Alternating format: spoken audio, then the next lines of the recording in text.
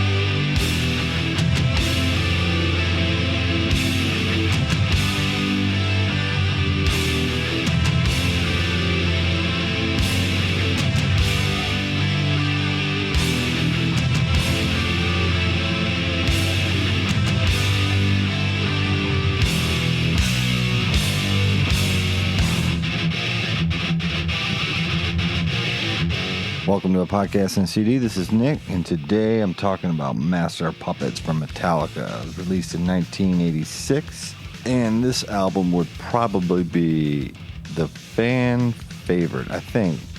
Most of the times you hear people talk about Metallica that are hardcore fans, and sometimes even just average fans. I mean, they all go to Master of Puppets as the crowning achievement of Metallica. So, I mean, this album's awesome. This album is unbelievable, as usual. Most of the albums I think that way about, but in this case, it's true.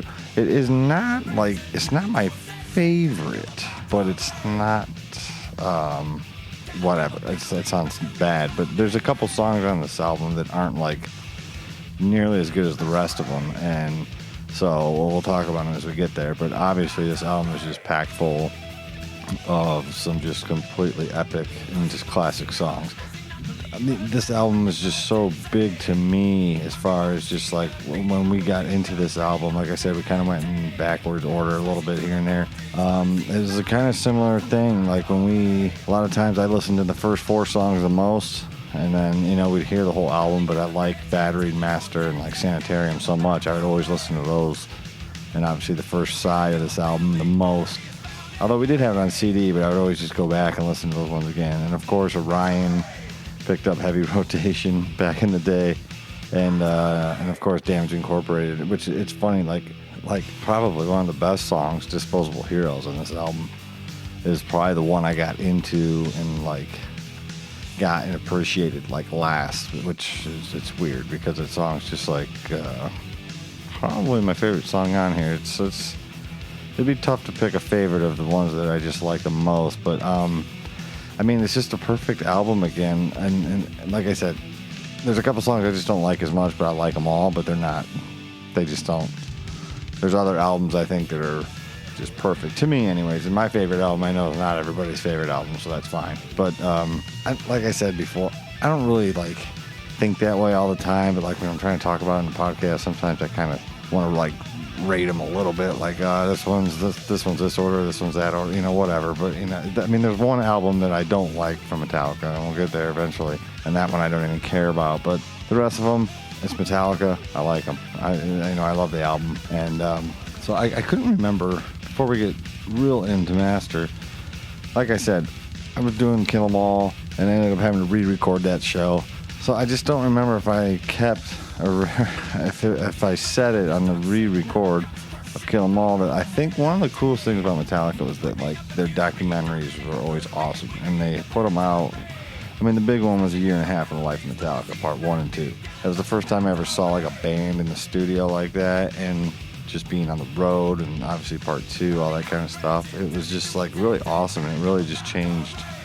I guess it changed my life because it was just man, that's just I basically, I want to be a musician. That's just from watching those documentaries. And like I said, you kind of got to know the guys in the band, whatever persona they're showing us. I mean, I know it's not the real guy, but their band and their brand they're selling, you just really felt like you knew them. And that's just always a connection I always had with Metallica.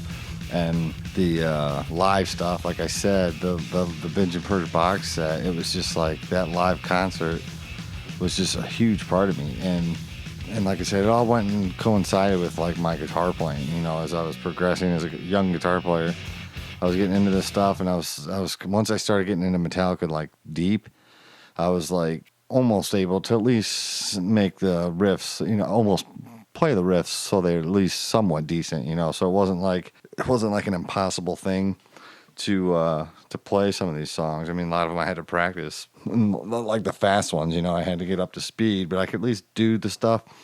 And so Metallica was huge with me on that too, and their riffs always sounded great. Just like I always said, Metallica was a band that, like, they were metal, but they were like accessible to just people that aren't even like fans of Metallica. Like, they sound good. So even if you're, I guess that, if that makes sense, but like sometimes you hear a Metallica riff and you're like, that is just killer riff. Like, you can just chill to it, listen to it. It could be fast, it could be slow. It's just like something weird with Metallica that they had that I guess I would argue with my musical taste is like that a lot of bands don't have, just like that thing Metallica had. A lot of bands hit it here and there, but Metallica seems like a band that like had it, at least something on every album. I guess every album. Maybe I'd argue there's one that it's not much, but whatever. So yeah, so it was exciting to be learning guitar and progressing in it. I mean, that's the thing I said about Orion. Orion was one of the first riffs I learned. Just the opening guitar riff. But I still didn't like know the song really well and like appreciate the song in its entirety, if that makes any sense. But I'd always loved that opening riff to Orion, and of course, I mean, all of them. We'll talk about all the songs here, but this song, I mean, this album came, like I said, we had it, but like when I started getting this album, it was like probably, what was that? It was probably the early winter of 1994. So it was 8 years after this album was out, give or take a few months here and there and stuff. It was just cool. But like I said, a lot of the live stuff I got into on the Binge and Purge Mexico City thing. And so then I would listen to the studio albums because whatever, that was just the way it happened for me. But I always liked the studio albums. I did not like them, but I just liked hearing a little bit from every album. And back then it was harder to make a playlist or whatever you want to call it. And so anyways, yeah, when we got Master of Puppets, and I finally like got Master of Puppets, I mean, this was like one of the albums that we would just leave on. And of course with CDs, it just repeats over and over and over. You know, you can hit it to repeat the whole album. And I mean, we would hang out at my buddy John's house and just like literally just have this album on constantly. And it was awesome though. So this album and a lot of Metallica albums really are attached to like a fun time in my childhood, in my life, in my teen years, early teen years, whatever you want to call it. So there's a nostalgia fact to it that makes this album special to me, but also it's music. It's like the music's still excellent and just great. So it's awesome now, and it's obviously it was awesome back then too. So there's a lot of different angles to this album with me, and one of them is, like I said, some nostalgia as being a kid and being a young guitar player. And even now, you know, being able to still appreciate this album and listen to it and out of it, I guess. Yeah, I mean, it's just a real epic classic album. It's just, it's another one. There's a lot of Metallica albums that are kind of, like I said, hard to like put into words. Like, this is my final word, but I mean, it could really go on for days, especially, you know, if my buddies are around and stuff. I mean, we could talk about this stuff for a long time, and it's just like, just what it means to us and what it reminds us of and all this kind of stuff. And so yeah, it's pretty exciting. I was been looking forward to doing this show just because, like I said, this was just a great time in my life when I got into this album, and everyone liked this album too. I mean, there's guys I remember in school that were like not even like fans of like the Black Album per se or Metallica at all, and they'd be like, "Oh, I got Master of Puppets, man, that album's great." I'm like, "I thought you don't like Metallica." And they're like, "Well, I like Master of Puppets," and it's just, I thought that was strange. I'm just like, wow, you know, and they like really liked it too. You know, they listened to every song on it and like knew different parts of it, like, oh, my favorite part's this, and blah blah blah blah. So it was it's definitely a beast. It's a beast of an album. So obviously this album is the last one with the original lineup. Like I said, I know Mustaine was in the band, but I'm calling the original lineup, you know, Burton, Ulrich, Ulrich. I keep saying Rich. Ulrich, Hammett, and Hetfield. So unfortunately, I'm sure everybody knows, but when the band was on tour for this album in the fall, I guess early fall in '86, their bus hit a patch of black ice, bus flipped, and Cliff Burton was like, well, he was killed in the accident, but I guess he flew out of his window, or a window, and his body got pinned between the bus and the road. But Kirk, I remember in one interview, I'm not even sure which one it is. I was trying to find it. I couldn't find it. But he was saying that the night Cliff died, they were all like arguing and just in bad moods. And they were all like, like drawing cards to who slept in what bunk. And the bunk Cliff got was the bunk let me see if I can say this right. The bunk Cliff got was normally the one Kirk slept in, but they drew cards, and so Kirk got the better bed, and of course lived through the night. So I mean, that was obviously a pretty hard thing for these guys to go through. I mean, you gotta remember they're still pretty young at the time. I mean, they're not even 30. I think they're probably in their mid to early 20s. Really, I think Cliff was 24. Yeah, Cliff was only 24 years old when he died. So it's just like, these guys are young and have something like that happen, something traumatic like that. It had to be pretty rough. And in that era, too, like, the way metal was and the attitude in metal and all that kind of stuff, it was probably, obviously, you could argue later on. I mean, they even say they didn't really deal with Cliff's death, I guess, properly. And so there was always just, I think that thing kind of lingered on until we find out, like, in some kind of, I think it was a Hetfield said in some kind of monster, where it was just like the whole Cliff thing. They didn't really deal with it. And you can even see in Year and a Half in the Life of Metallica Part 2, when Hetfield's at that like bar and he starts talking about Cliff, you can tell he gets real like, I think, it seems he's like genuinely just like uncomfortable, like, thinking about it and talking about it, because I think he was showing some feelings, and so he probably didn't want to seem too wimpy or soft, maybe in an interview for some documentary that's going to be out all over the place. So anyways, I mean, the band pressed on and toured. They got Jason Newsted after that, and continued on, and I mean, they had a lot of, obviously, even more success after this. But I guess I just kind of want to bring that up in the beginning, but obviously, I mean, everyone probably knows this is Cliff Burton's last album. It's a great one. I mean, it's it's an awesome album, and Cliff's work on it's pretty amazing too, if I must say. But I guess real quick about the CD itself, the album. I used to love the on the back of the cover, the live shots of the band. I used to love. I still do, and. But I remember just seeing that huge crowd in that stadium. I'm just like, man, they are playing in front of a lot of people. So, it was probably a festival. So, I mean, they probably weren't all Metallica fans there. Yeah, when I was young, I just thought they were like playing for like a sold out stadium, And I remember just being blown away by that, really, that this kind of music could even be played in such a big place. Because I was always told that, like, this music's not popular and it's not going to last and all this kind of stuff, and I just was like, I don't know, man, it's pretty awesome to me. And then I see stuff like this, I'm like, it looks like a lot of people like this, and like I've said before, the world was a smaller place then without the internet and all that kind of stuff. So yeah, so it was cool to be able to like dream that kind of stuff or think about it, and not have like every answer at your fingertips. You can just kind of sit there and wonder and like think about stuff, and in whatever, I guess, childlike ways or whatever. But, so yeah, let's, I guess, where are we at here? So yeah, let's get into this. I think I got my new system set up properly. I was close on Kill 'Em All and Ride the Lightning podcast. There's a couple of things I had to tweak. So hopefully this will just be, so far the best sounding podcast in the CD episode yet. And hopefully they'll be as good, if not better, in the future. So let's start listening to Master Our Puppets. Let's listen to, obviously, the first track, one of my favorites, Battery.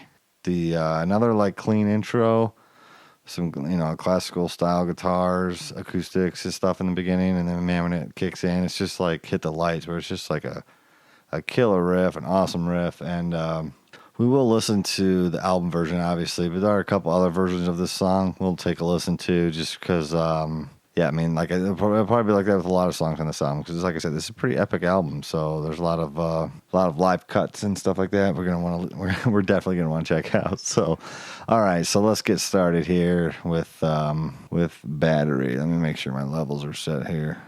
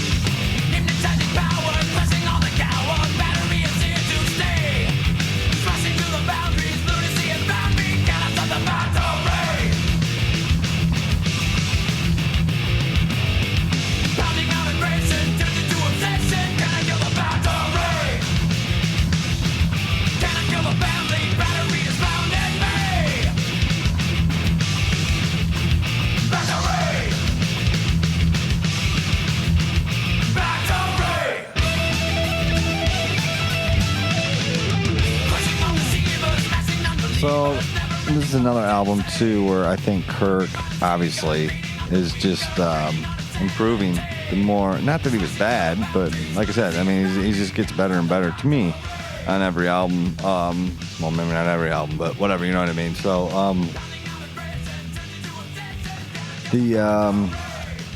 the main riff of this song, I remember, was really tough to go. And that was tough. I remember when I was young to get to master that and get it down good. But we've got to hear this part here coming up, so we'll talk about it more too.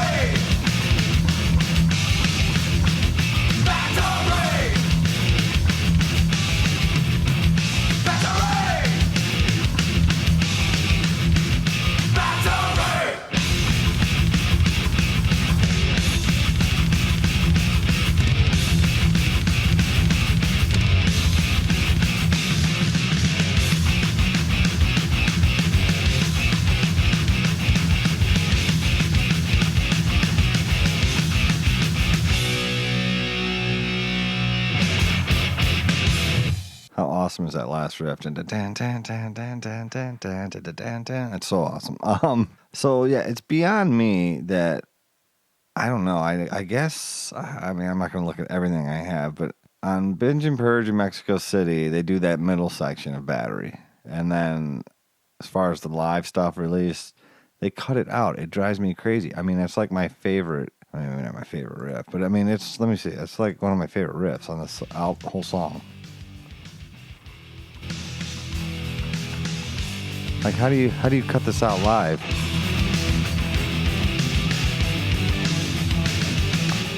And then instead, now, like James, like says, you know, are you alive? And are you happy to be alive? I'm like, no, I'd be happier if you played the next riff. So let's hear James ruin it. This is Through the Never. Well, the album.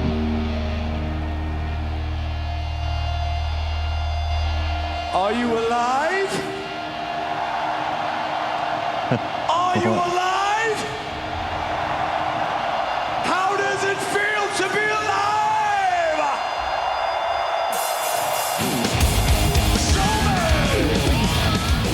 Yeah, so yeah, I don't know. For some reason they skipped that part. Like I said, that's like my favorite. Let's hear of course Mexico City. Let's see what happens on Mexico City.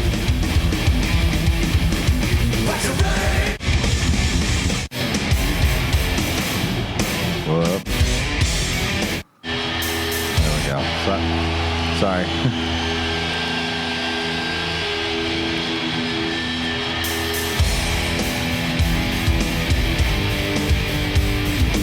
And that's so awesome right there. Just that vibe live. It's amazing.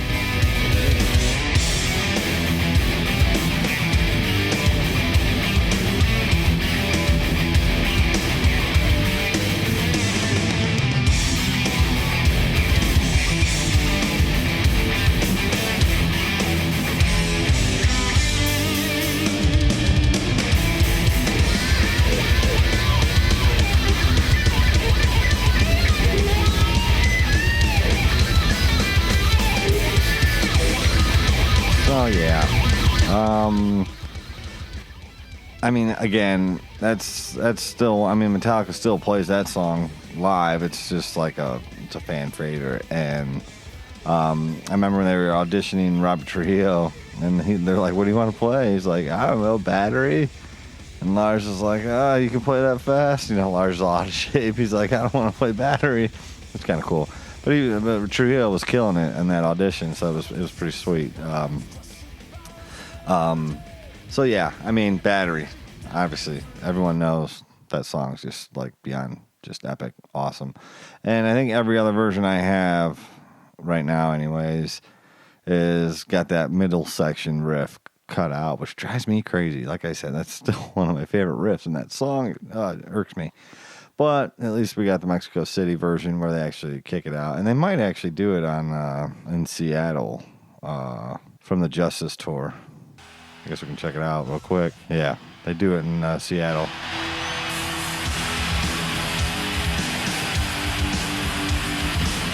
The crowd is just way too loud on this concert.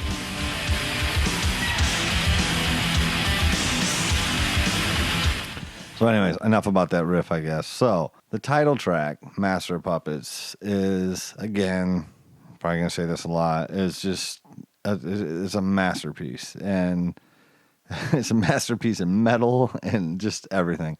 The riffs are just they're just awesome. And it's still, like, the opening riffs, the whole first section up until, like, the vocals start are still just something that I'll just play because... Well, if you can play it right, it just makes you sound sweet. You know, you're like, dun, dun, dun, dun, dun, dun, dun, dun, dun, dun. You know, when you play that, it sounds like you know how to play guitar. So it's a good song, especially those beginning riffs, to know how to play, and especially the it just makes you sound good. It makes you look like you know what you're doing too if someone's watching you play. So, you know, I mean, I guess we'll listen to it. Obviously, we'll listen to it, but I have some different versions of this too. I guess one thing quick, there was a time when they cut out the whole second half of this song live. And I guess it was mostly the Black Album. I think they did it on the Load tour too. At least the Cunning Stunts, what do you call it? DVD. It was the shorter version of that. It was the shorter version too. It's only like 3.5 minutes or whatever. So we'll listen to, well, the full version, I guess. I mean, it's a long song, but I mean, like I said, it's a masterpiece, and it's still awesome. They played it in Detroit a few weeks ago. It was awesome. Still great to hear live. It probably always will be. So without me talking over it, let's just listen to Master of Puppets.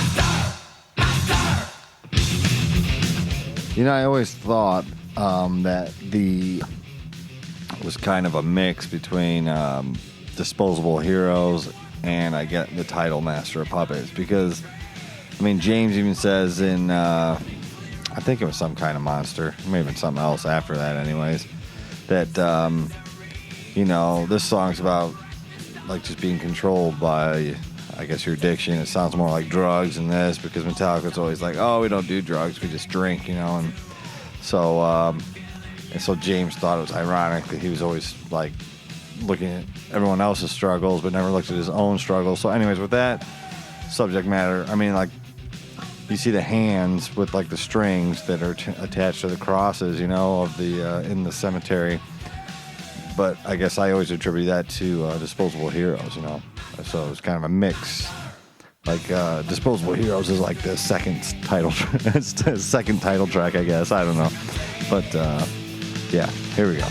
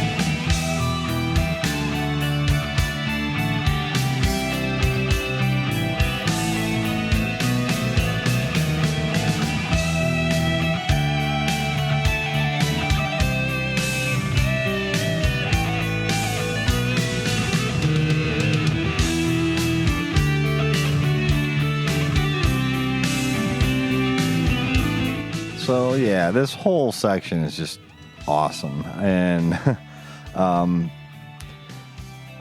just love the melodies of these solos, these little licks or whatever you want to call them. But the chord structure is also great too. That the leads are playing over, and so it's just an awesome vibe and an awesome feel to a song.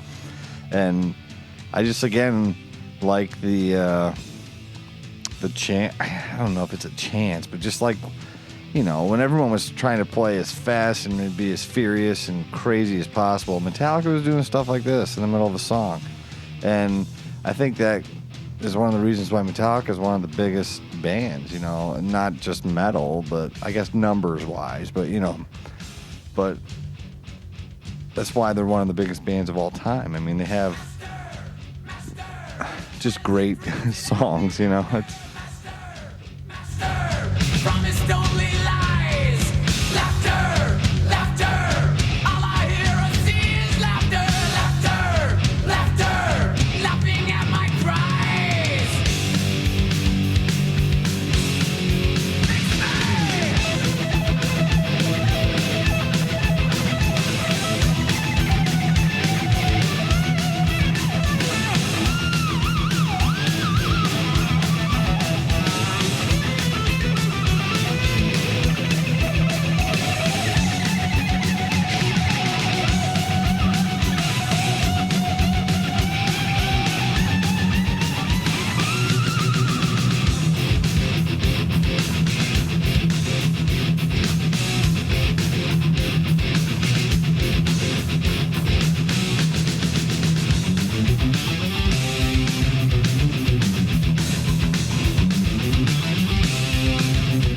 Yeah, like that riff right there, they could have just like played that all day. Like I used to love that riff. And I remember looking at the tab for it and just realizing that like what it is, it's like it's not even that complex. It's just like it's the execution. I guess it's just so awesome. And just thought it was just like playing those notes in that chord, but they're just playing it in a metal way. It was just so awesome. Yeah, I don't know. I guess we gotta finish this song because it's Master of Puppets, man. Now your life is out of season. I will occupy. I will help you die. I will run to you. Now I rule you too. Controlling bastard. Obey your master. Your life burns faster. Obey your master, master, master of puppets are pulling your strings, twisting your mind and smashing your dreams. Blinded by me, you can't see a thing. Just call my name 'cause I'll hear you scream. Master, master. You know, one of the things that I like about this song is when S&M came out, and that was kind of a weird era for Metallica. It was like, or at least for me, it was that like they had Load and Reload out, and it seemed like obviously on S&M they're really pushing those songs, but like, and a lot of some people had like it was popular to like rip on Metallica when Load and Reload came out. Like maybe not popular, but you know, whatever. It was like the thing to do. Like, oh, they suck, they sold out, blah blah blah blah. But I remember when I saw, well, I guess I heard it first. I saw the DVD later, but like especially when you watch S&M, I love it how like when they start Master of Puppets, which is like the second song on there, minus Ecstasy of Gold, of course. But anyways, the second song they play, it's like when they start that song, it's just like everyone's like, they didn't sell out. Oh my gosh, it's Metallica. You know, I don't know. You know what I mean? Like everyone's just like into that song, and Lars is like standing up, like getting ready to go bam, bam, bam, bam. It's just like the energy and the vibe for that is just awesome, and it's still like that. Even like I said, a couple weeks ago we saw them, and it was just like it's just an epic song to hear live, and And now, I mean, it's like part of like history too. I mean, it's just like it's really cool to hear that song played live by Metallica. That sounds kind of weird, but it's cool. If you've seen them live, you know what I mean. So, anyways, well, let me see. Should we do, real quick? Let me see. I remember wishing that I didn't really dig what Michael Kamen did with the orchestra on the breakdown. I thought he could have been more. It sounds like he's trying not to follow the music. Trying to not follow what Metallica's doing too much. It's like it seems like it could have just been like a different sound.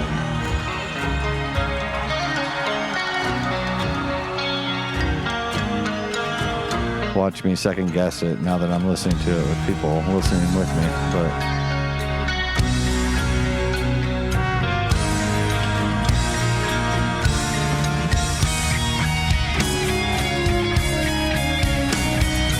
Yeah, I mean it's not bad, but I just remember like that percussion thing, that klung klung, and I just thought like they could have held some sweet, just like obviously not chords with the orchestra, but just like hold some chords out. And just embellish that, because I think the song's good enough without the symphony. And I don't know, I felt like he could have done something more like he did on like the chorus and Nothing Else Matters on the Black Album recording, which is basically what they do in S&M. But let's see here. But really, I mean, it's not like what more can you say about this? It's just amazing. It's a perfect song. Yeah, I mean, what do? It's Master of Puppets. So let's move on, because we don't want to be on this album all day. The Thing That Should Not Be. This is a song I like. And I like it a lot, but it's like, it doesn't, this is one of the ones that doesn't compare to the rest of the songs, minus another one.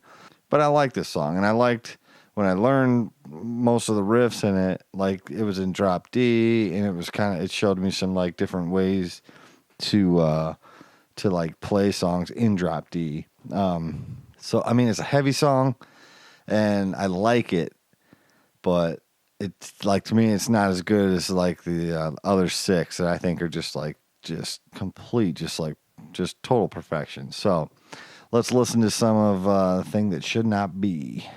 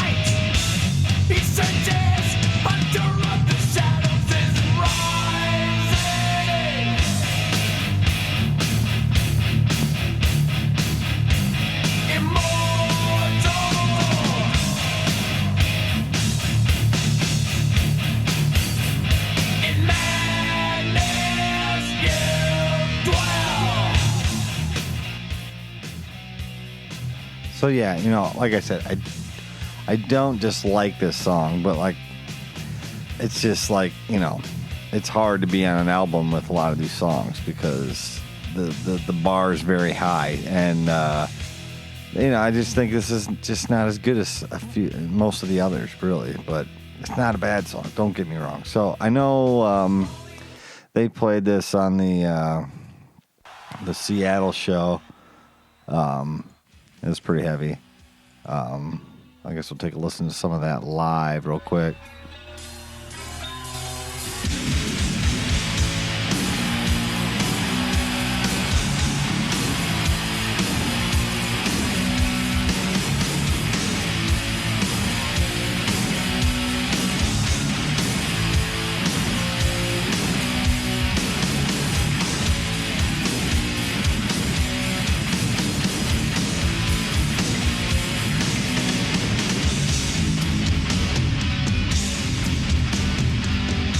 See if I can find the guitar solo, because I do like Kirk's guitar solo on this song.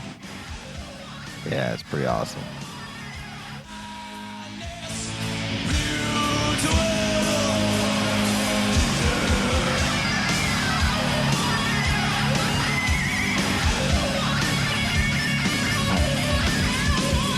I gotta love that wah pedal, man. That's yeah.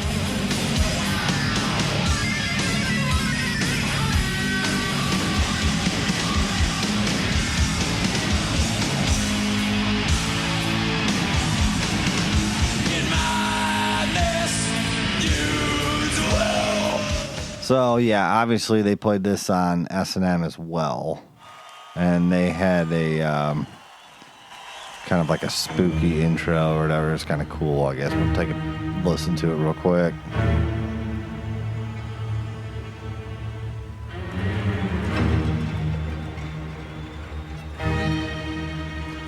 Does it sound right that like Newstead loved this song?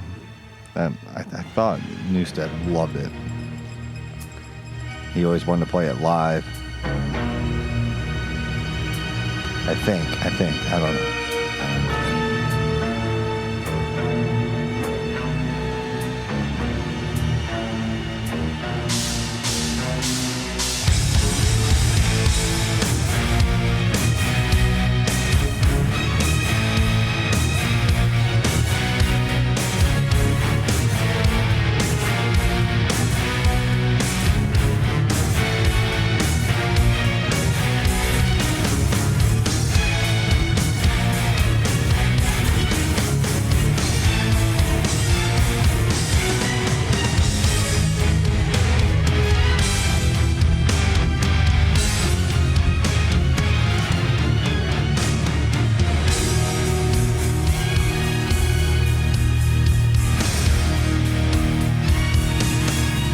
So yeah, that's kind of cool, to hear,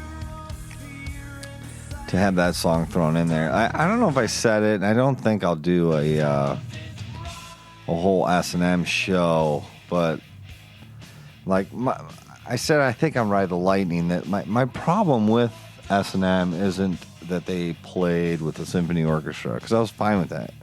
I like that. I mean, I'm like a soundtrack collector. I like that kind of music. I like that, form of music.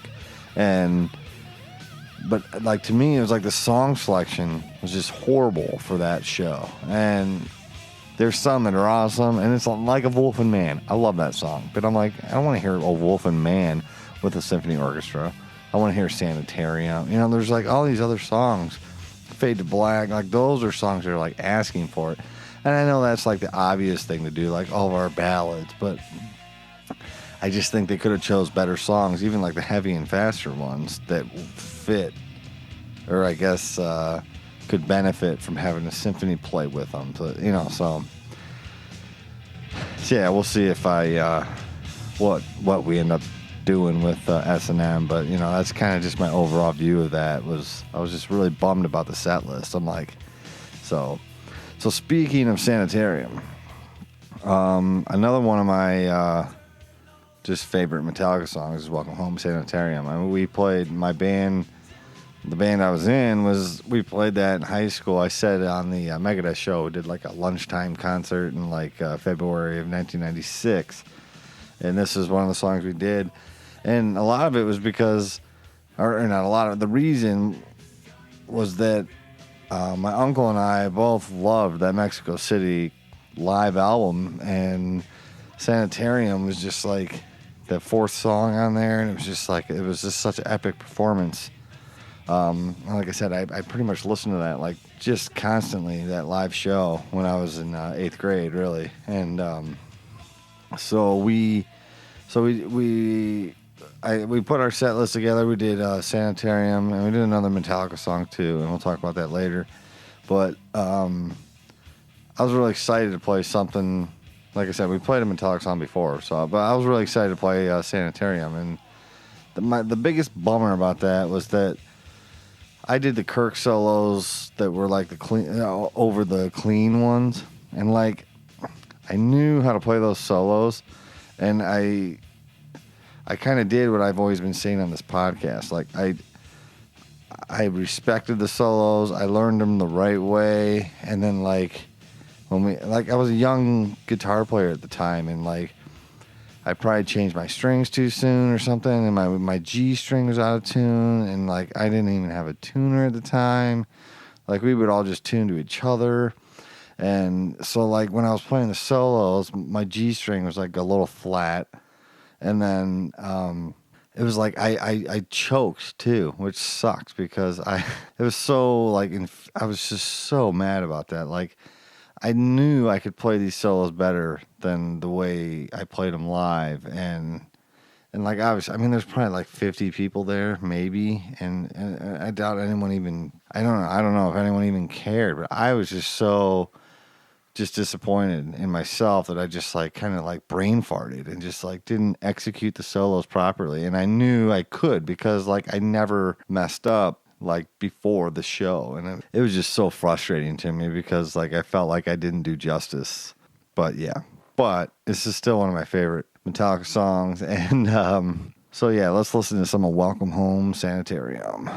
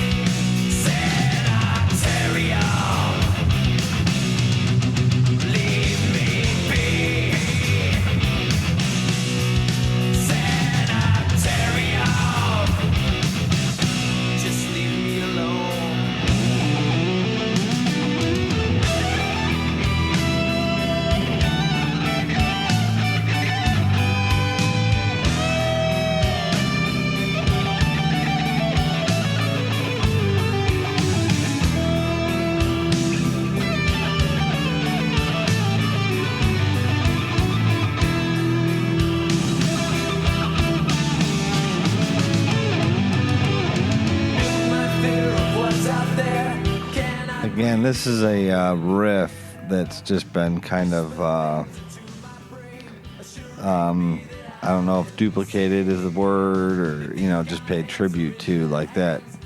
This is a really epic sound, and someone may have done it before, but this is my first, this is my introduction to this style of riff, that clean tone riff, and it's just an amazing, it's just an amazing riff.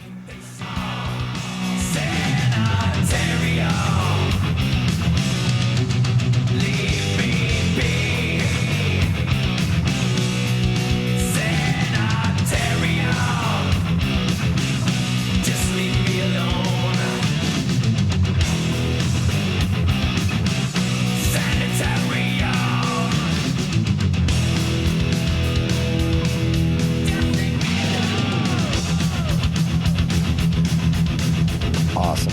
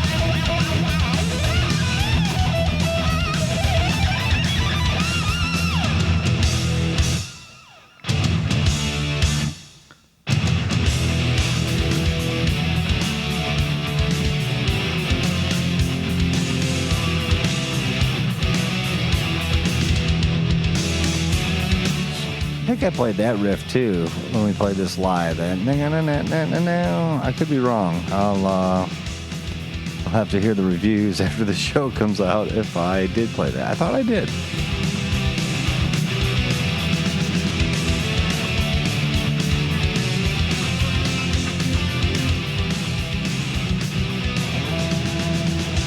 So we gotta, of course, hear some of Mexico City. I mean, it's, like I said, my favorite versions of pretty much every song played on here. Maybe except the Black Album stuff, but that's because that album sounds so great in the studio, but whatever.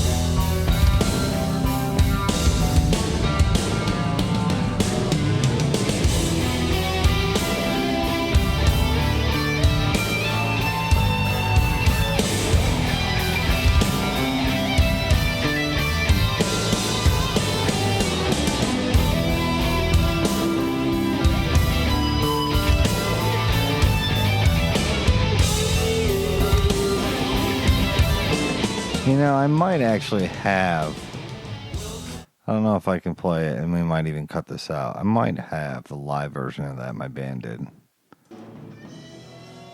Oh, yeah, I do. This might be cut from the final podcast.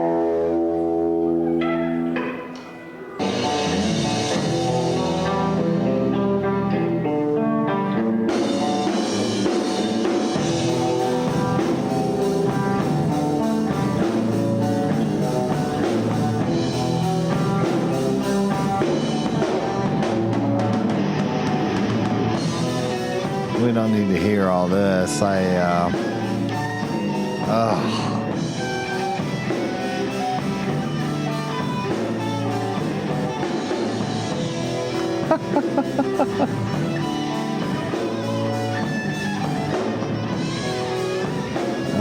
man, I have failed big time. I take it back. It looks like there's like 100 people there, actually. Yeah. You can hear that G string out of tune. It's just so frustrating. Let's hear the heavy part.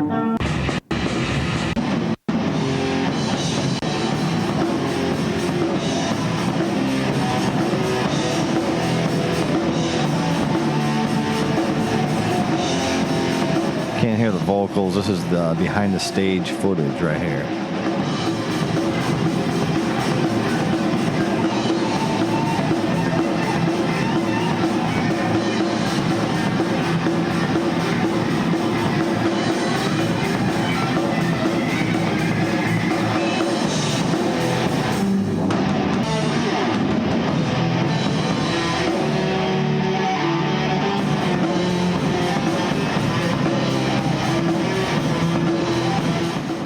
My brother's drum cymbal almost fell over. That's why he like quit playing there.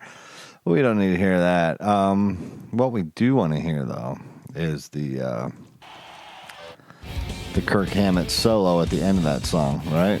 You know, I was thinking of something else. We'll talk about that next time when Kirk plays at the end. So we've got to move on because this is getting outrageous. Disposable Heroes.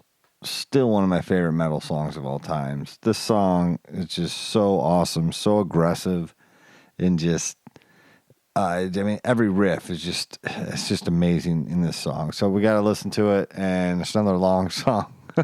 This album, that was the other thing too, is Battery's the beginning of the vinyl, Sanitarium's the second half, the end of the first side, Disposable Heroes is the beginning and the flip side.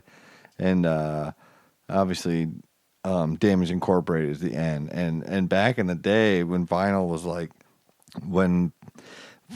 and tapes were just like the main way to consume your music, it was like people said, like I saw an interview, like Bruce Springsteen's manager was like John Landau. He was like, you wanted the first and the last cut, each side of the vinyl, to just be epic songs. And it's like, I was thinking today at work that, you know, this album is just a perfect example of that. Battery, Sanitarium, Disposable Heroes, Damage Incorporated. I mean, those are like such powerful songs to be on each end of the vinyl. So yeah, here we go. Disposable Heroes.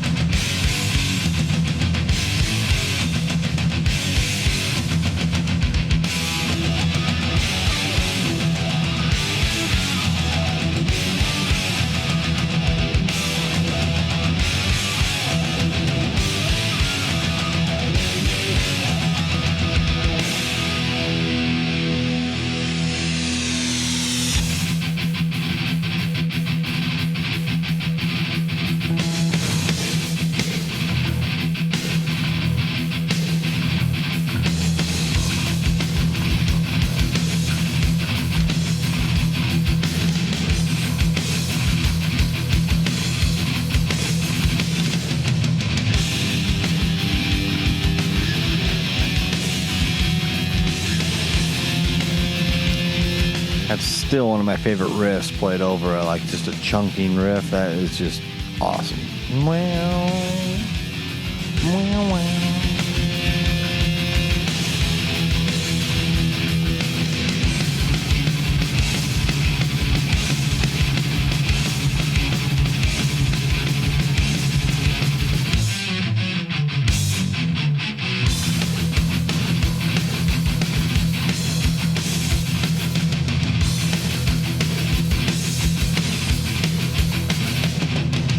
Bodies fill the fields I see.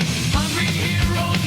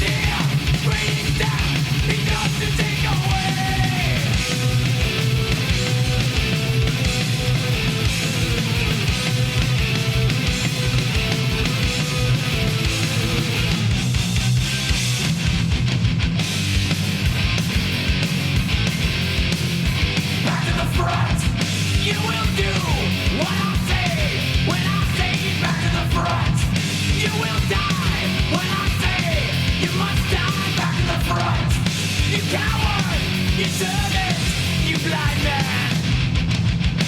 Barking of machine. So, like, I mean, I don't even have to, like, talk about that. I mean, it just speaks for itself. Every riff you just heard, every fill, everything is just epic. And the chorus, you will do what I did. That's just, oh man, I used to just love that. And I mean, I still remember the first time I heard this song, and man, it's still just something that just gets me all fired up. Friends who kill, not to care. Do just as we say. Finish here, bring death, enough to take away.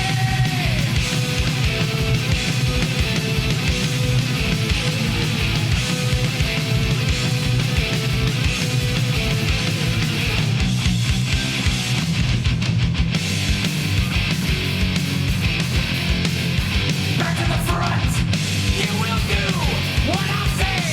When I say back to the front, you will die. When I say you must die. Back to the front, you coward, you servant, you blind man.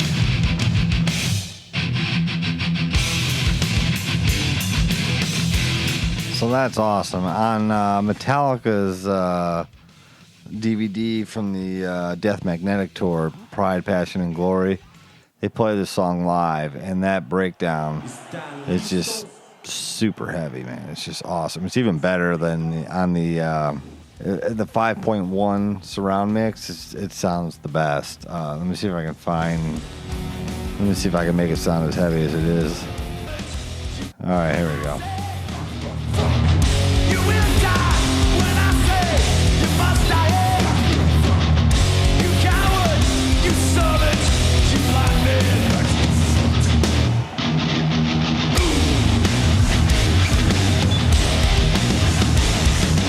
Yeah, if you have a subwoofer, crank it, because like when Trujillo hits that bass, ooh, boom, it's just so heavy.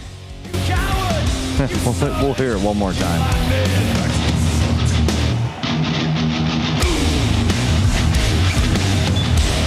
Yeah, that's awesome. What can you say about this song? That the solos are awesome, vocal line's awesome, the lyrics are awesome. The like I said, the way Hetfield sings them, and just the back to the front. You will do what I say when I say back to the front. It's just like, I remember just being like so surprised. Like, I mean, how many awesome songs can these guys write? And I used to just, like I said, I was discovering Metallica backwards, and I just like thought, like, there's no way they can top what I've been hearing, and they always did. They always just like impressed me. Just like, not that I was the one to be impressed, but you know what I mean. It was just like, man, I can't believe how awesome this is.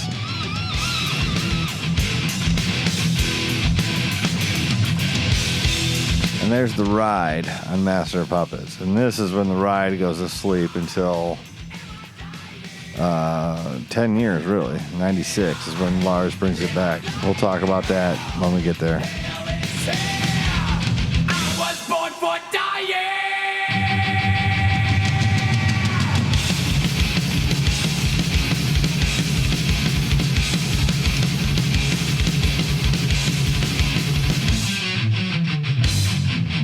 Life played out before my birth. Nothing good I say. Had no chance to see myself molded day by day. Looking back, I realize nothing have I done. Left to die with only friends. Alone I clench my gun. Soldier boy, made of clay. Now an empty shell. 21, only son, but he served us well. Friends who kill, not to care. Do just as we say. Finish him. So yeah, I mean, I guess the only thing I could say about this song is that I just wish Metallica played it more live. I think they have so many just deep tracks that are just like if I heard this song live, and we'll get to it towards the end. There's Well, we'll just get there when we get there. But like, man, if they pulled this song out at Comerica a few weeks ago, dude, that would have been just crazy. But they do have a lot of songs, so it's like, you know, they can't play them all, you know. So yeah, love the end of this song. Love the way it goes out. Still got that wow, wow, wow. That's awesome. Lead doing that.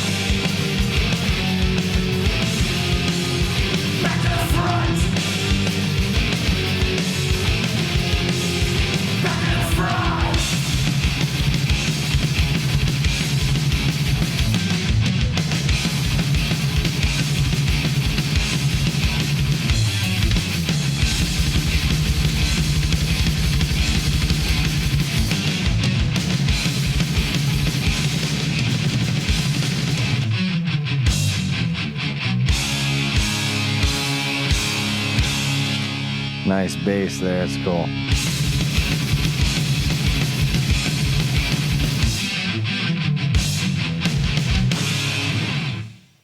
Yeah. Now we reach the song that I'm not crazy about, and that's Leper Messiah. I like riffs in this song, but it's kind of like I think it was Phantom Lord or whatever it was. I was just like, I never go like, dude, someone play Leper Messiah. I want to hear that.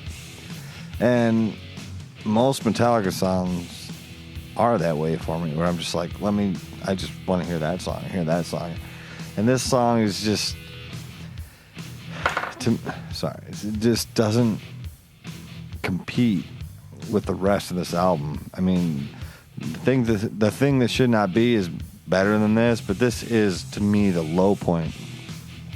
And I thought I remembered back in the day,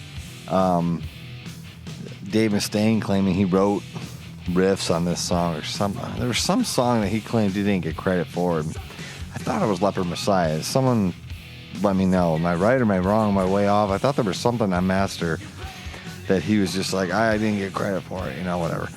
But this song's not like a bad song though, so don't get me wrong. I still think this is a perfect album, but like, I don't know. Perfect's the word. I don't skip it, so I listen to it when I hear it. So let's listen to some of it now.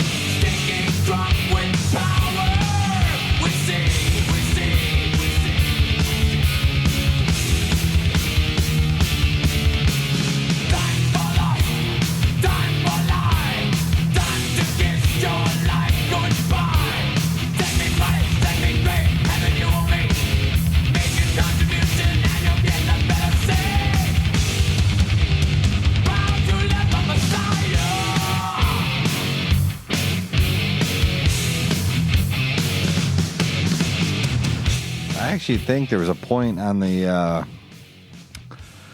Cunning Stunts DVD where they kind of did a jam to this. I think. Let's see if we can find it.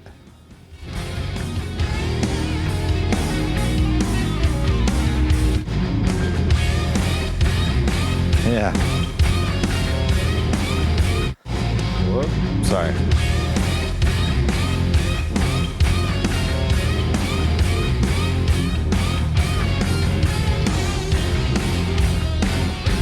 So someone likes that song in that band. No. Let's see. Let's just go.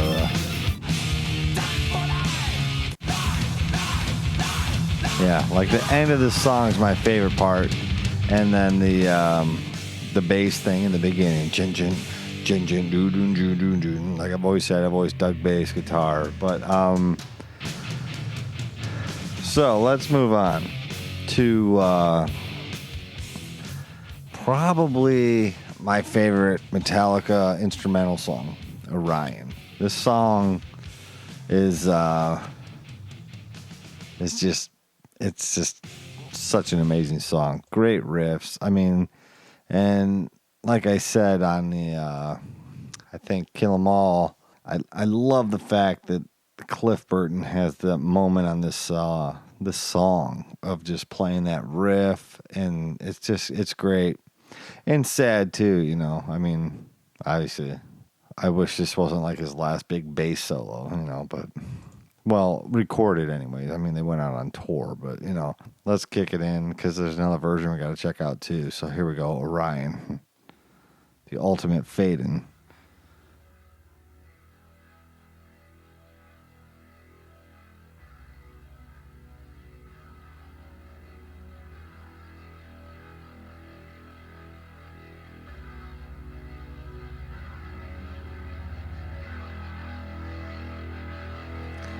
And I always thought these were guitars too when I was young. And it's like, no, this is bass. It's awesome.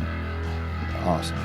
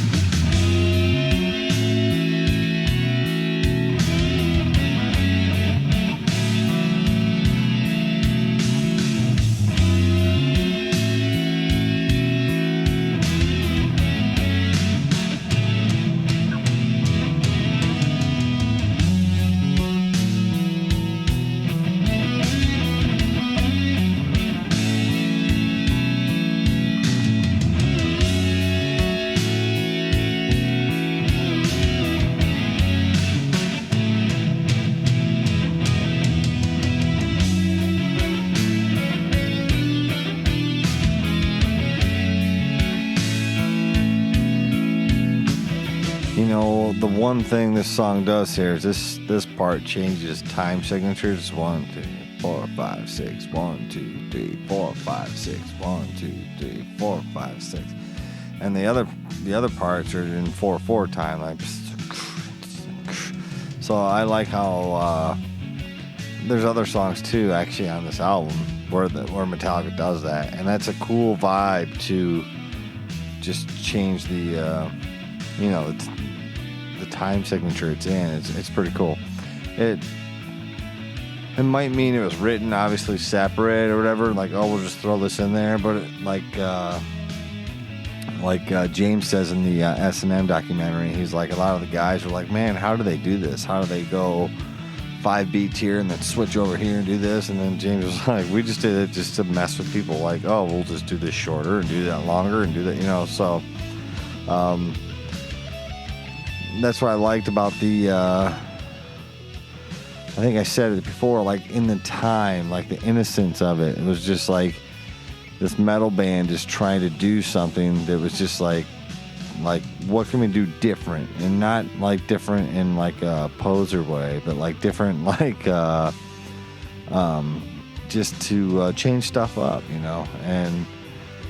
but that's a slippery slope, because like you could end up going down a path that it's not good, and you might not be able to recover. Few bands have. Metallica's one of them.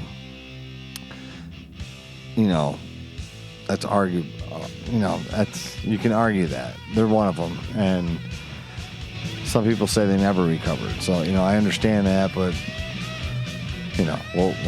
we'll just go on. We'll just keep listening.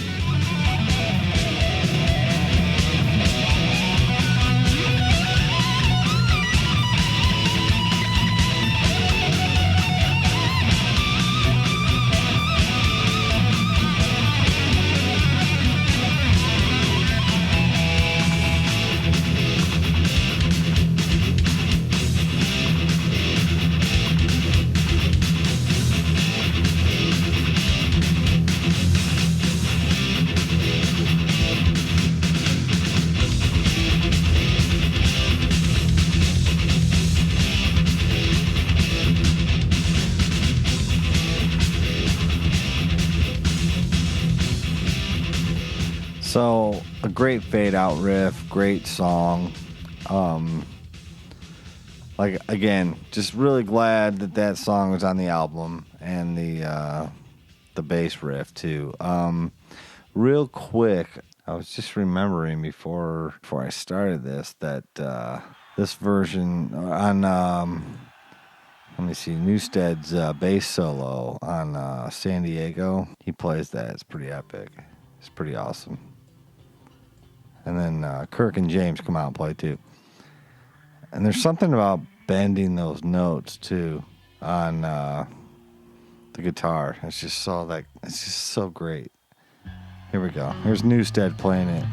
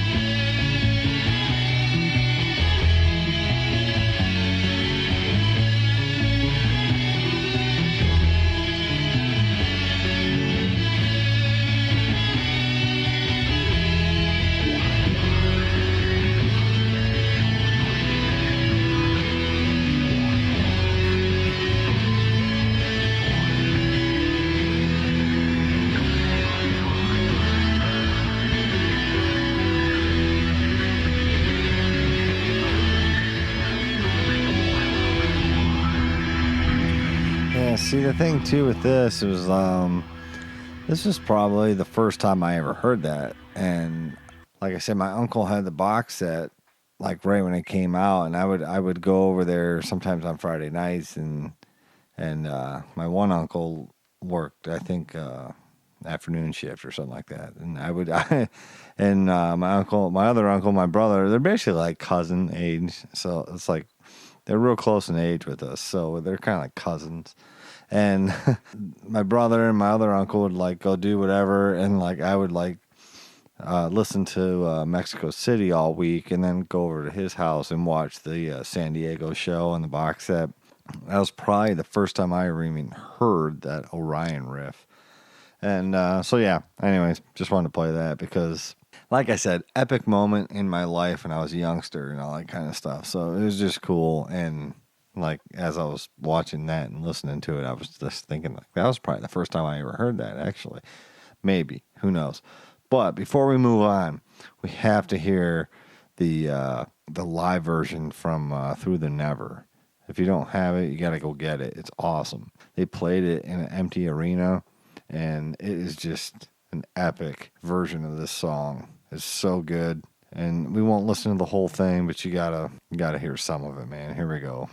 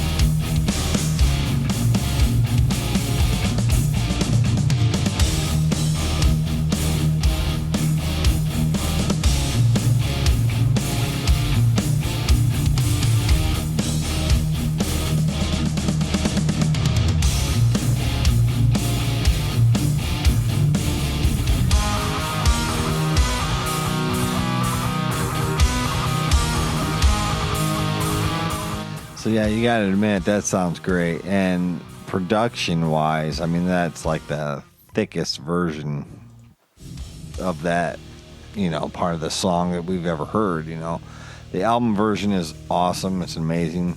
But it was awesome that they did that, I thought. So of course we gotta hear the breakdown from Through the Never, and then we'll move on to Damage Incorporated.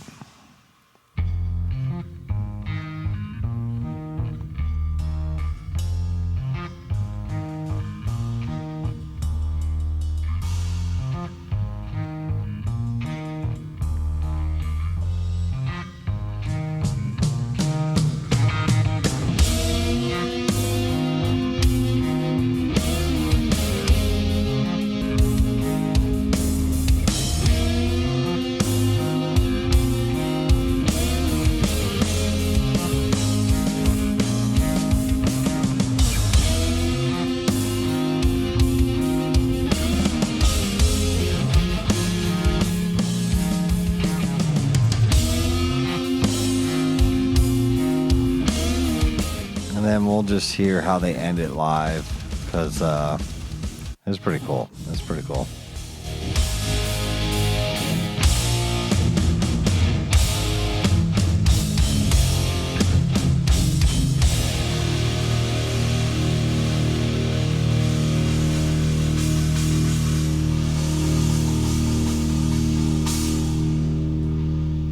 Yeah, that's awesome. All right, so Damage Incorporated. So there was a time when, like Like, we used to like to do everything when we were young. We used to like make movies, make music, and obviously listen to music.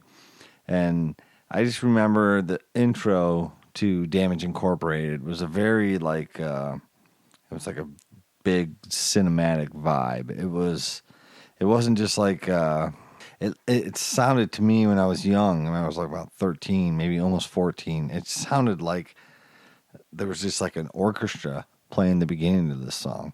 And I wanted to use it for like, we used to all like write our own scripts and all this kind of stuff and get our own ideas. And I was like, okay, the beginning of my movie is going to start off like this, fade in and then this is what you hear, and, yeah, Damage Incorporated is awesome because it starts off like just so cinematic to me. Like it's just amazing.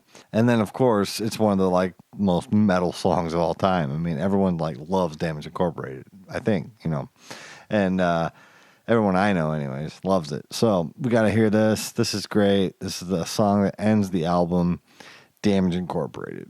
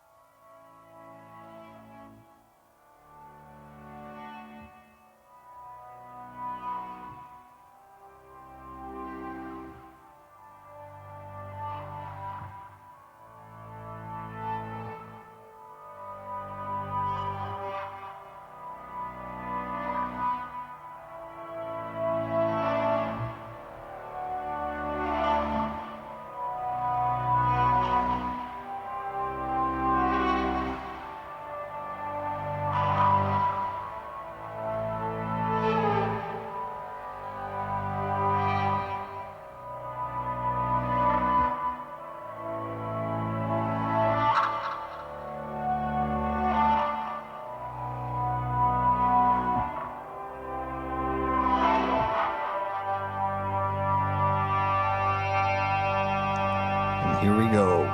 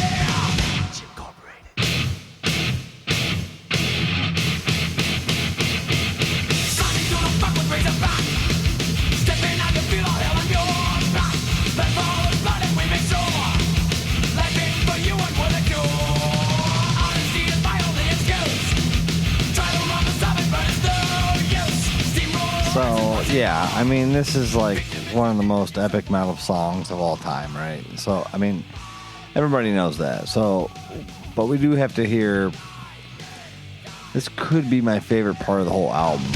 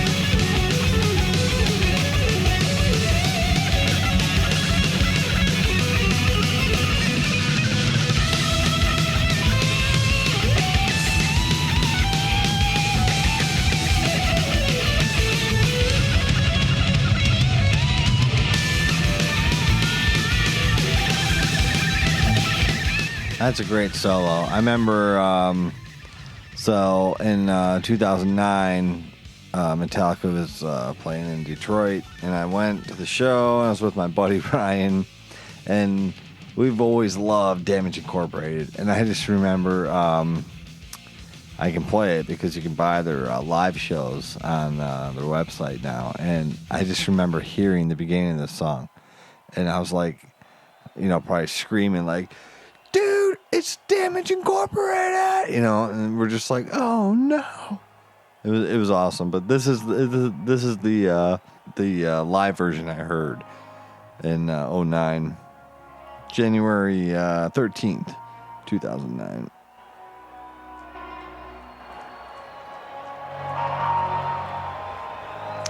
I'll skip ahead. You don't have to hear the whole intro, I guess.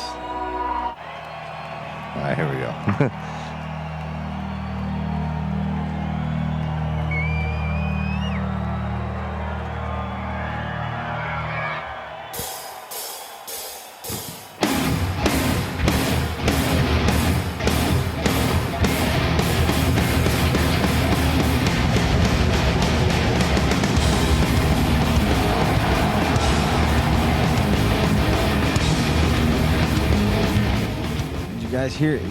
Did you guys hear me cheering in the crowd? No. Yeah. So let's hear the one of my favorite parts. Incorporated. Yeah, this is so heavy. Die is there. Damage Incorporated.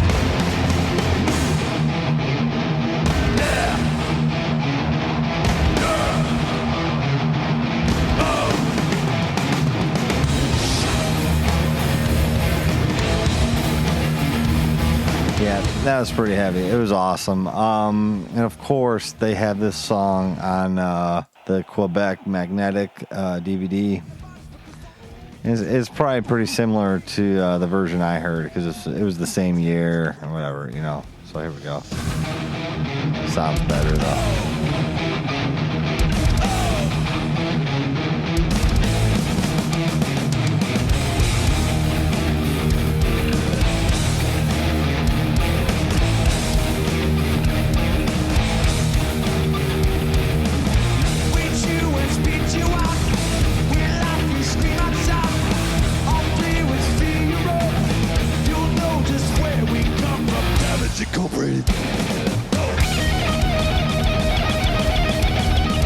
So yeah, that's Master of Puppets. We'll go back to the original to finish this off. So yeah, this album obviously is just it's an untouchable album. Like I said, most people think it's the best. I mean, I could easily agree. But like I said, I always thought like I have another one that's my favorite. See, I have a favorite and then one that we'll talk about later where there's a difference. Like my favorite Metallica album might not be the, how do you say it? It's like my favorite might not be the best to me. Does that make any sense? So anyway, that's Master of Puppets. And we've gone pretty long for an album with 8 songs on it. But they're long songs. I mean, we're talking 5 minutes, 8.5 minutes, 6.5 minutes, 6.5 minutes, 8 minutes, 5.5 minutes, 8.5 minutes, 5.5 minutes. So Metallica is still doing long songs. On the next album, they actually get longer. So it's exciting. I mean, it's a pretty awesome band to go through. If you listen to their albums chronologically, it's pretty fun experience because just hearing it all and going through it, and then you might even hit some live tracks because they have a lot of live stuff released. But that I love that because I love live music, and I mean that's one of my favorite things to do is go to concerts, and that's what I love about Metallica. And with like I said on the year and a half in the life of Metallica Part 2. When James says, like, we're a live band, we'd love to play live, we live live, we live for the road, it was a while ago. They all have, not all of them, but, they have families now and stuff. But back then, that was just, like, what they lived for, and they just played live. They loved playing live. That was all they wanted to do, and I guess that attitude translated to me, and I've always been just like I've always just appreciated that they love playing live to their fans. And so, and I think it translates over, because the fans love it when Metallica comes to town. And when you see Metallica live, it's not like just seeing this little band and stuff. I mean, it's like a big event. So, yeah. I mean, not much more I can say. Master of Puppets, obviously, pretty much perfect album. It's voted like one of the number one albums of all time. It's in like the the copyright office, the copyright library, something like that. I mean, it's like it's going into history. Like the original Halloween movie is going into the same thing, where it's just like the U.S. What is it? The U.S. library. Help me out. What is that? It's going into something where it's basically going to be entered into all time. Like this is Metallica, Master of Puppets. So I could think of worse albums that are probably in there with this, and this is probably going to be one of the best, if that makes any sense. So, again, for a band, these dudes just like heavy music, playing fast, playing furious, not even looking to like their goals were just like, we just want to play fast, we want to be a heavy band. And the fact that it's turned into this thing that's Metallica, it's pretty cool. I think it's pretty cool. And if you're like a hater of Metallica, try to, because we'll get there and we'll talk about it a little bit, but like take a step back, relax, and listen to the stuff that you used to love, because it's the same people that are there now, and try to find a respect for Metallica in their older age, and find that spot where you can get in there and appreciate it and connect with them and give them another chance, if you've turned on Metallica. And if you have, you're probably not even listening now, because this show's getting rather long. So let's wrap this up. This is Master of Puppets. Obviously, like I said, perfect, epic, awesome album. Next time, talking about Injustice for All. I'm really looking forward to my show research, because I'll just say, spoiler alert, Justice is my favorite Metallica album. I love that album. We'll go into some details as of why, but man, I just love Injustice for All, and it's awesome. And we'll talk about the possibility of it being remixed, and Lars has talked about it, and James and stuff. So, but hey, next time, Justice for All. We're on Twitter, at a podcast and a CD. Let me know what you think of the show. If you like it, hook it up, give a review on iTunes, and share the show with your friends and pals, man. And we'll just keep plugging through these Metallica albums. And we'll probably switch over and do some other bands just to get a bigger variety on here. And then we'll start going back and finishing stuff too. I'm not sure where we'll stop with Metallica, but we'll see what happens. So my goal with Megadeth is to, which I'm sure they'll do another album, is to go back and finish, System Has Failed through the new album when that new album comes out. So we'll see how that works out. With Metallica, that might take a while. We'll see what happens. But thank you for listening. It's been a long show. Hope you enjoyed it. Hope you've got as many great memories of this album as I do. And if you do, share them with me. And follow me on Twitter. I'll follow you back. You can send me a message, or you can just tweet me public. And next time we'll be talking about And Justice for All from 1988. Again, this is a podcast and a CD, and I'm Nick. Incorporated.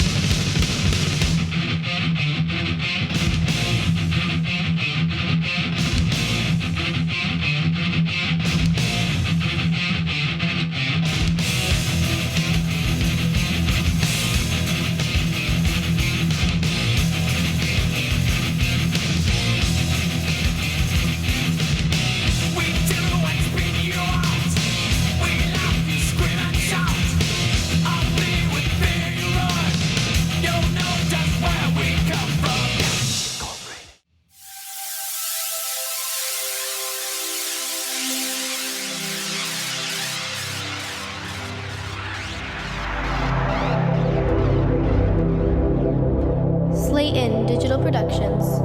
This is a podcast and a CD.